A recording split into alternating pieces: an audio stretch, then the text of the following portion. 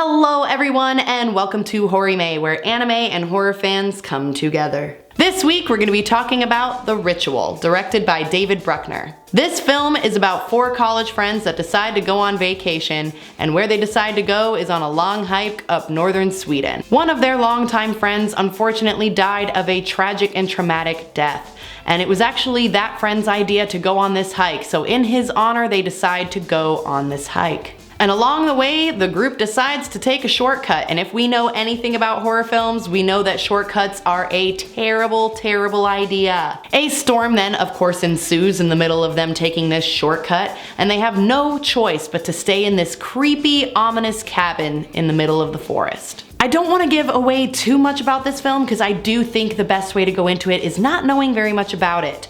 But when this group stays the night in this cabin, some weird, dark things happen and they realize they need to get the heck out of this forest and get out of their shortcut and back onto a path as soon as possible because they can tell some real trouble is awaiting them, and they are not wrong. So from what I could see in reviews for this film, it was very, very divided. It was either people loved this movie or they absolutely hated it, and I'm neither one of those. I'm actually right in the middle. I will definitely say that this film was a very strange and interesting leap for David Bruckner, the director, because if you don't know who that is, he directed VHS, which is a found footage horror film with multiple anthology found footage series in it. And I actually enjoyed this film more than VHS. The acting was very well done in this film. I didn't actually recognize most of the cast except for Rafe Spall? Sorry if I'm saying that wrong, but I did recognize him from an episode of Black Mirror, and that episode is White Christmas, if you've ever seen Black Mirror. All 4 of the characters worked really well together throughout the film, and I really did enjoy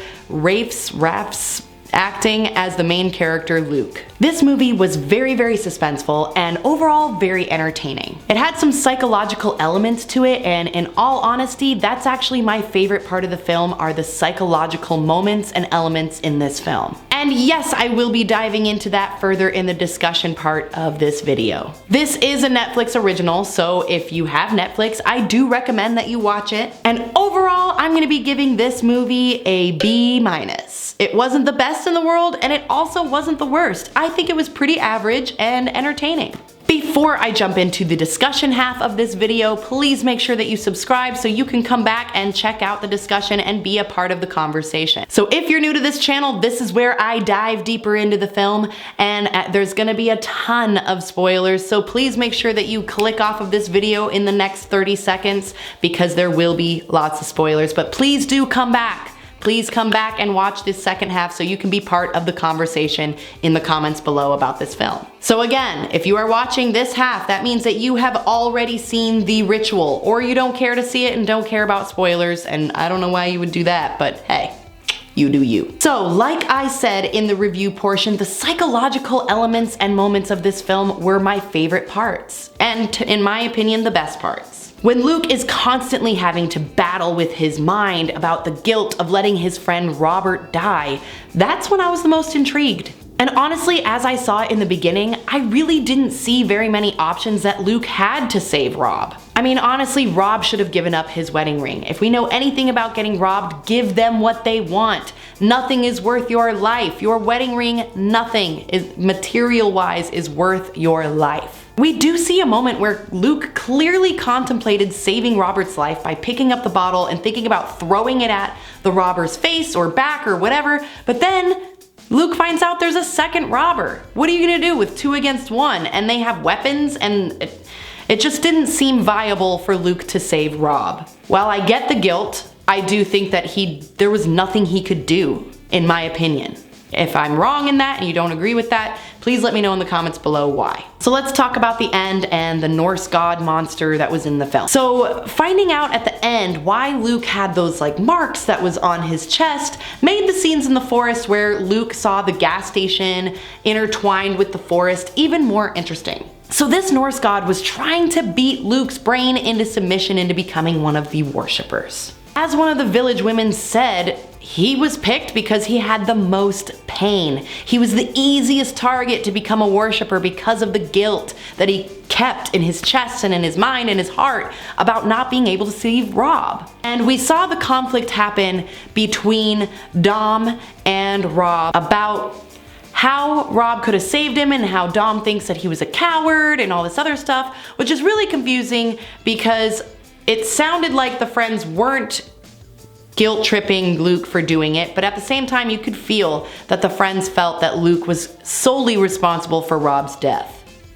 Which in my opinion, I think if you weren't there, you don't know. Bet you anything Dom wouldn't have done anything. We saw an example of that later when Dom's almost peeing his pants when the monster comes around and can't do anything but hide. Thought that was a really nice, ironic moment where Dom is just sitting there hiding, not able to do anything when his friends are being attacked. Well, why didn't you do anything, Dom? I'll tell you why, because sometimes there's just nothing you can do. There is a moment with Dom that I'd like to point out that I really enjoyed with his character, and that was pointing out to Luke his dream that he had when they were captured about how he knew he was gonna die and that he was gonna see his wife before he died and that Luke was gonna leave this place with the cabin on fire. You're not sure whether Dom is confessing this to Luke is actually going to happen or not going to happen, but once Dom is out there like tied up about to be sacrificed to the very weird god that puts people in trees, you see him or it appear as his wife and then he dies. So that's when you kind of get that foreshadowing hint that Dom's dream's gonna happen. The Norse monster slash god itself looked pretty cool to me. He has a weird way of decorating trees, you know, with corpses. I have spoken to quite a few people that didn't like the ending of this film. I myself actually did. But the one question that I have for the ending of this film is, do you ever think about like how are people gonna explain anything that happens in these horror films? Like how is Luke gonna explain to the police that he went on this hike with 3 other friends and he's coming back and they're all magically gone? Oh yeah, I'm pretty sure that the police are gonna believe you when you say a monster dragged them through the forest and hung their body up on trees and killed them, and if I didn't become one of the worshippers, they were gonna kill me too, but I escaped from the forest, and if you're wondering how, that's because the monster can't leave the perimeters of the forest. I think that's gonna go over very well. Anyways, that's all the time that I have for this week. Let me know in the comments below what you thought of this film, if you agree with me, disagree with me, and also please, please, please warn people before you put any spoiler comments. If you put a spoiler comment and don't warn anyone, I will delete it because that's not cool, man. Thank you guys so much for joining me on Horrime. I will see you guys next Wednesday or Thursday. Bye-bye.